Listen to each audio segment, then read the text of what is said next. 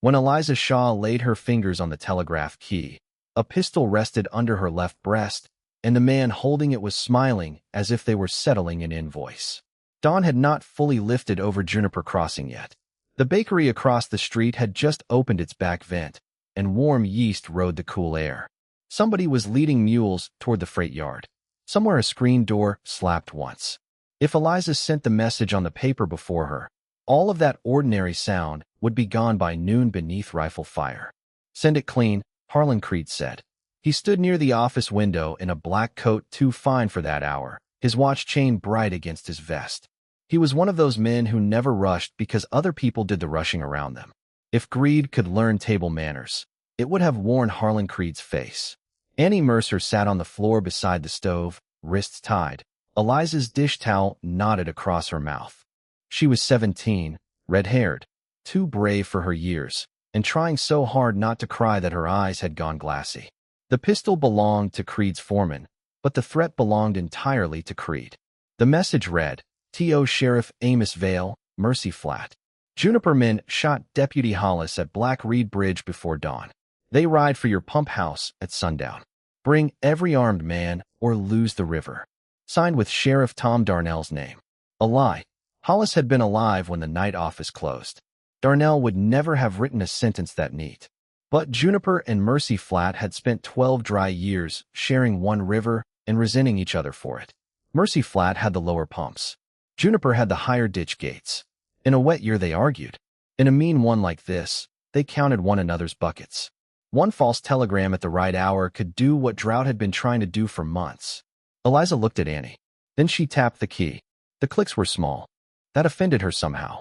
Such tiny sounds for such a large sin. She sent with perfect spacing, because fear had never yet improved a person's workmanship. When the last word was gone down the line toward Mercy Flat, she felt something in the room go still forever. Before we go farther, settle in wherever you're listening from tonight, and tell us in the comments where the story finds you. It does a body good, in a tale like this, to know who is gathered around the fire. Creed folded the message slip and slipped it into his vest pocket. "I knew you had sense." He nodded toward Annie. "Untie the girl. Cut the west line. Leave the south line live. News only needs one road when you know which way you mean to send it." That was when Eliza understood this was no panicked cruelty. It was a plan. The foreman yanked Annie upright and cut the towel loose. The girl stumbled toward Eliza at once. In the back room, metal snipped. A second later, the west wire went dead with that soft, sick silence only an operator truly hears. Creed paused at the door. "You saw masked men." One spoke with a southern drawl. "You never saw my face. If these towns hold together, you may keep your office. If they don't, there'll be no one left to pay you." After he was gone, Annie grabbed Eliza's sleeve with both hands. "Miss Shaw, we have to tell somebody." "We will." They did not know she could recognize operators by rhythm alone. They did not know fear made her more exact, not less. Mercy Flat answered 12 minutes later. "Received. Moving men now." Eliza read the rest of the returning traffic as it crackled in. "Wake Vale. Guard the pump house. Send riders to the bridge." The lie had taken root fast and deep. Outside, Juniper still yawned awake. Wagon wheels rattled. A mule brayed. Someone laughed. It seemed indecent. Eliza stripped off her office apron and reached for her hat. "Where are you going?" Annie asked. "To stop what I started." She had barely stepped onto the boardwalk when Sheriff Tom Darnell came running up from the livery with a rifle in one hand and a question already in his face. He was a long, raw-boned man with a scar under his jaw that he rubbed whenever the world gave him too much to carry. "Bridge rider just came in," he said. "Mercy Flat's gathering every armed man they have. Says we shot Hollis. You get a wire." A lie offered itself so easily it frightened her. She could have laid it down between them like a plank and crossed over. Instead, she thought of Annie on the floor and heard the clicks still going south. "Yes," Eliza said. "Force from my key." His hand stopped on the scar. "By who?" She looked past him. Across Main Street, Harlan Creed stood under the awning of his bank, speaking low to 3 ranchers who all owed him money. Darnell followed her gaze. Then the first shot cracked from the north road. A second answered from beyond the cottonwoods. A horse came screaming up the bridge lane riderless, one stirrup slapping red against its flank. Men on the street ducked by instinct. Somebody's crate of apples went over in the dust. By the time Eliza and Darnell reached Black Reed Bridge, the thing was alive. Juniper boys were firing from behind Cut Bank Stone on the north side. Mercy Flat men answered from the cottonwoods below the south bank. Smoke drifted low over the river. A wagon had been shoved broadside across the bridge as a barricade. Deputy Hollis was very much alive, cursing himself raw from the far bank. But a Juniper drover lay against the bridge post with blood down his neck, and one Mercy Flat horse thrashed in the shallows on a shattered foreleg. Darnell bellowed for ceasefire until his voice split. No one listened. Fear had arrived first and named itself loyalty. Eliza stood in the powder stink and river heat and watched two towns choose their dead. Nothing on either bank would ever again be what it had been at sunrise. By noon, Juniper's church had become a dressing room. Mercy Flat had sandbagged its pump house. Harlan Creed moved through the panic with water, bandages, and credit for ammunition written in a little leather book. He soothed one man, stirred another, and let rumor do the rest. Mercy Flat had planned this for weeks. Juniper meant to steal the river. The railroad spur would never come now. Darnell returned to the telegraph office with dried blood on his sleeve.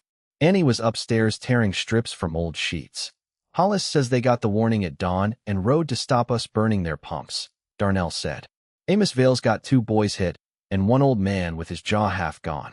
He'll hold his men if I hold mine, but neither of us can answer for fools after dark. He shut the office door. Tell me plain, did Creed put you to it? He had a gun on Annie. Darnell nodded once, slow and grim. That may save your soul. It won't save your neck if the town learns it before I can prove him. Eliza opened the line ledger. Her books were neat enough to insult a sinner. He took the message slip, but he couldn't take the timestamps. Mercy Flat's relay operator will have logged receipt. Match their book to mine, and we prove where the lie came from. If we can get them to speak to us without shooting first. He rubbed the scar again. There's more. Somebody took a shot at the Black Reed sluice gate an hour ago. Folks say Mercy Flat did it. I don't believe that either. Belief's getting expensive. At dusk, while men in Juniper hauled barrels into the street and posted boys on roofs, a rider came in under a flour sack flag. The horse was foam-lathered in gray. The man on its back sat straight and easy despite the rifles that turned toward him from every porch. Jonah Cade dismounted without haste. He was near 50, spare as old timber, with pale eyes made gentler by attention. He wore no badge, only a sidearm and a weathered coat. From Amos Vale, he said, handing Darnell a folded note. Exchange of wounded at first light. Women and children clear the streets. No riders after midnight, unless you mean to start burying by lantern. Creed appeared almost at once, as if trouble called him by name. Search him, he said. Mercy Flat don't send peace with one man. They send him to count rifles. Jonah turned his head. Mr. Creed. Strange how often a fire starts where you're already standing. A couple of men laughed before they caught themselves. Creed's smile thinned.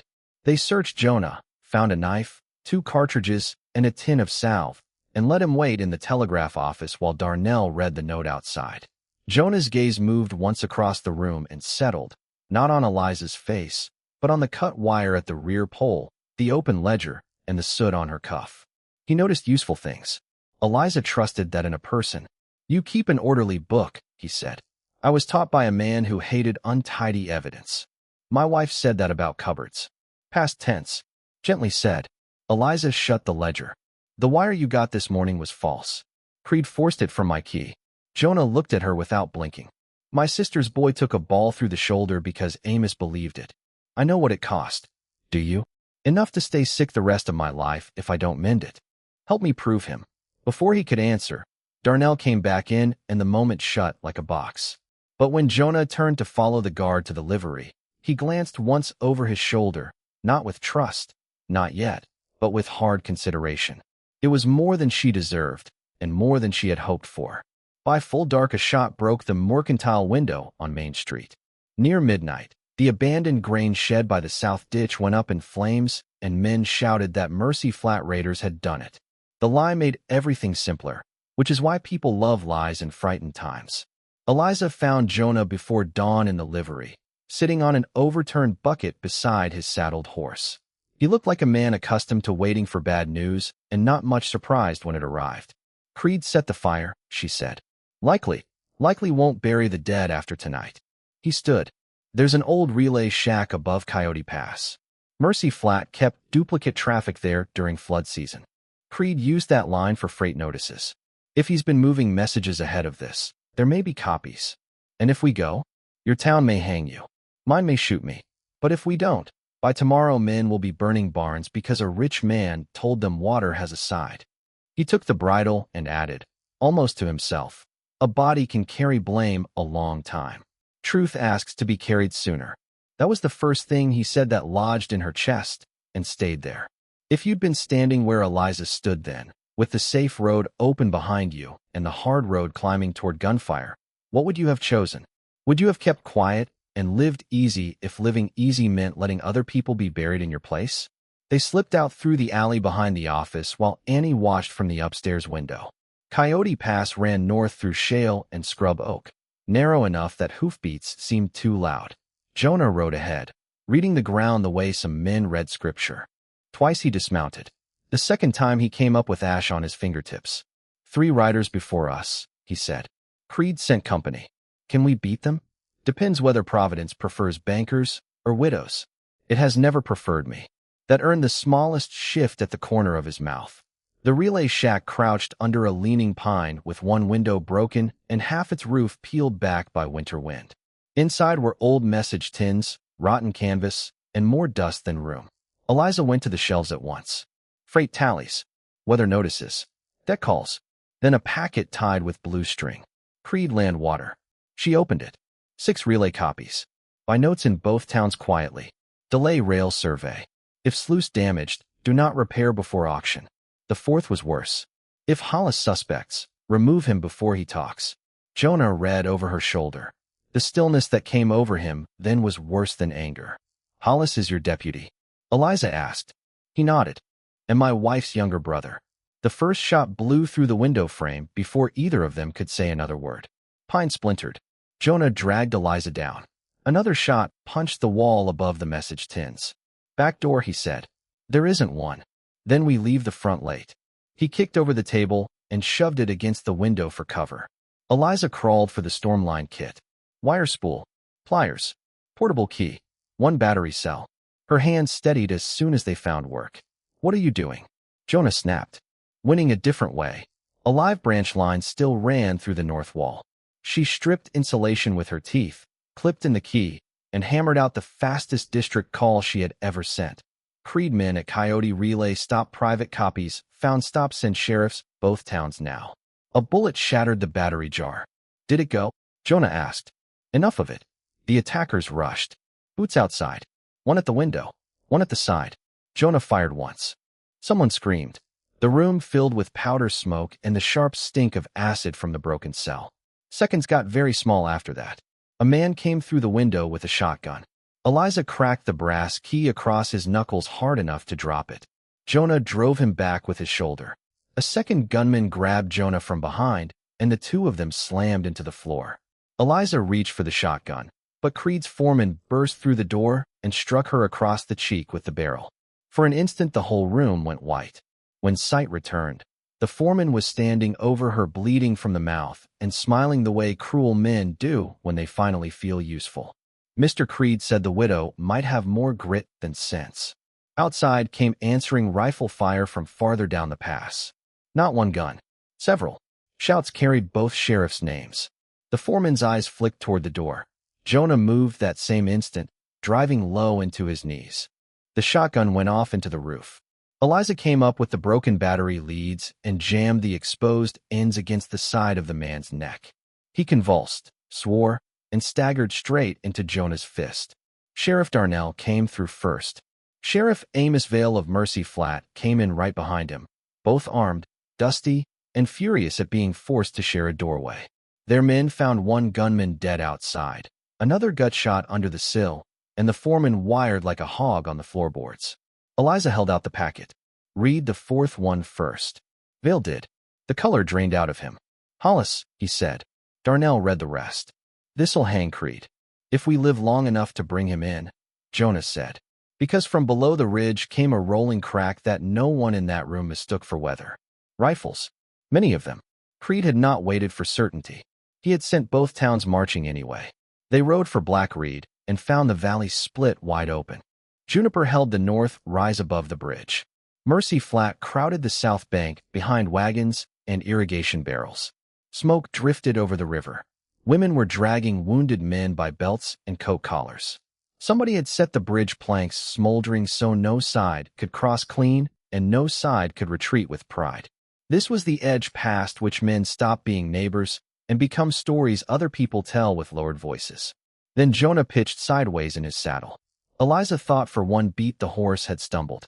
Then she saw the blood under his arm. She dragged him toward the lee of an overturned freight wagon while bullets snapped through the boards above them. The shot had furrowed through flesh instead of burrowing deep, but it turned his face gray. "Don't you dare die now," she said, tearing cloth with her hands and teeth. Rude time for manners. Even bleeding, he found dry words and made room for her breath. When she tied the bandage, she looked out and saw Creed on horseback behind the Juniper firing line, coat clean, hat level, calling instructions as if directing ditch work. On the south bank, his hired men were doing the same among Mercy Flat riders. He had nearly bought himself a war. Jonah caught her wrist. "You still have the portable key?" "The field line under the west rail. The maintenance box used for flood notices. Crude, local, ignored by everyone until needed." Eliza understood. "I can patch it to the main road through Creed's office spur," she said, "and make every station hear you. If I get there alive." His hand tightened once. "You've carried other people's words your whole life. Carry your own now." She looked at him through smoke and fear and the valley's madness, and, because death had already come too near once for lies, she told him the truth she had not given anyone in 7 years. "My little boy died waiting on a doctor because the winter line went down, and I spent an hour believing somebody else would fix it before I had to admit how bad it was. I have hated delay ever since. I have hated myself longer." Jonah's eyes did not pity her. That was what let the words stay in the air without breaking. "My wife bled out with my hand in hers," he said, "because I kept riding for a surgeon instead of learning when to stop asking distance for mercy. The dead don't ask us to join them, Eliza. That's vanity in a mourning coat." Then he said the line she would hear for the rest of her life whenever night went too quiet. "You don't owe the dead your loneliness." She kissed him once, quick and fierce, tasting dust, fear, and the iron edge of blood. Not a soft promise, a hard-earned one. If this part of the story has you feeling something, then it was told for you. A like and a subscribe are a quiet way of saying these people mattered, and stories like this should keep finding their way into the world. Eliza crawled the ditch to the spur box with bullets whining through the reeds. Pliers. Twist. Clamp. Battery lead. The wire woke under her hand like an angry insect. Someone shouted, "Widows at the line." Good, she thought. Let them look. She opened the local spur to the district circuit and sent in the hard, commanding rhythm of railroad priority traffic, the kind every operator stopped for on instinct. All stations priority from Black Reed stop false war message originated Juniper under duress stop hazard Creed order transmission stop relay copies prove murder and fraud stop Sheriff Darnell and Vale hold evidence now stop witness this traffic. She sent it twice. Then, because frightened men believe wires faster when a human voice stands inside the truth, she climbed onto the charred bridge rail and shouted with everything left in her chest. "Tom Darnell. Amos Vale. Open your sounders. Every station in the valley is hearing this now. Creed bought your thirst and sold it back as hatred." Creed wheeled his horse. "Shoot that woman." No one moved quickly enough. Too many men knew the authority of a railroad priority burst. Too many had trusted telegraph clicks longer than they had trusted speeches. Vale reached the south maintenance box and ripped open the sounder lid. Darnell did the same on the north side. The instruments began hammering Eliza's message into the smoky air, metallic and merciless. At the same moment, Creed's foreman, tied behind Darnell's saddle, decided to save his own neck by shouting every dirty order he had taken. The false message, the grain fire, the attempt on Hollis, the bot riders, the plan to force auction on both towns once blood made panic cheap. The shape of the enemy changed in 100 faces at once. Creed spurred for the bridge, maybe to run, maybe to kill, maybe because men like him cannot believe the world has stopped belonging to them until they taste the dirt. Eliza met him halfway. He swung down hard and lunged for the packet of copies inside her coat. He was larger, stronger, and blind with fury. He caught her sleeve and nearly dragged her off the rail. Below them, the river slapped black against the pilings. "You nobody fool," he hissed. "Do you know what these towns are without men like me?" Eliza drove the brass heel of the portable key into his mouth. He reeled, lost his footing on the scorched plank, and she tore free. Then she pulled the packet from her coat and flung the papers high into the air so they scattered over the bridge and both banks like pale birds. "Read your own ruin," she shouted. Men from Juniper and Mercy Flat lunged, not at one another now, but at the papers, at Creed, at the years of debt suddenly given a body they could seize. Creed snatched his pistol with his left hand. Jonah, propped against the wagon with one arm clamped to his side, fired once and knocked the gun spinning into the river. Darnell reached Creed first. Vale reached him second. Together they drove him face down into the bridge Ashe had nearly used to bury the whole valley. When the shooting stopped for good, the silence felt stranger than the noise had. Men lowered rifles by degrees. Women crossed first, because women are often the ones practical enough to end what pride begins. Bandages were traded. Water buckets passed north and south. Hollis, alive and cursing, identified the foreman who had tried to have him killed. By sunset, Creed's bank was locked under joint guard. His books named every ranch, widow, and shopkeeper he had meant to swallow once panic made prices cheap. His water contracts were voided after the district operators repeated Eliza's priority wire to the territorial circuit. The rail office confirmed receipt before midnight, and Creed's clerk gave up the hidden ledgers by morning. Harlan Creed lost the bank, the water company, the freight leases, the land options, and even his good name. By winter, people said "Don't go turning Creed on me" when they meant "Don't cheat the helpless." It was a meaner sentence than chains, though he got those too. Juniper and Mercy Flat did not become saints because one villain fell. They still argued over cattle and ditch schedules, but they argued across tables instead of rifle sights. The Black Reed pumps became joint property, and the railroad spur came through the following spring. Annie Mercer took over half the office work before winter and all of the running besides. When anyone doubted her speed or grit, she told them she had helped stop a war before breakfast. No one laughed twice. There was trouble for Eliza at first. Some people could not forget whose hand had sent the lie, even under a gun. She did not ask them to. She kept the office, the ledger, and the habit of showing up every morning until habit did what apology could not. Jonah came by for notices he did not need, fixed the back stair before snow, and in time left his coat on her chair as naturally as if it belonged there. Weeks later, after the cottonwoods silvered and the valley smelled of wood smoke instead of powder, the two towns held a shared supper under bridge lanterns. Children ran where men had bled. Hollis arm-wrestled Darnell and lost loudly. Annie danced with a brakeman missing 2 front teeth. Eliza stood at the rail with Jonah while the river moved black and steady below them.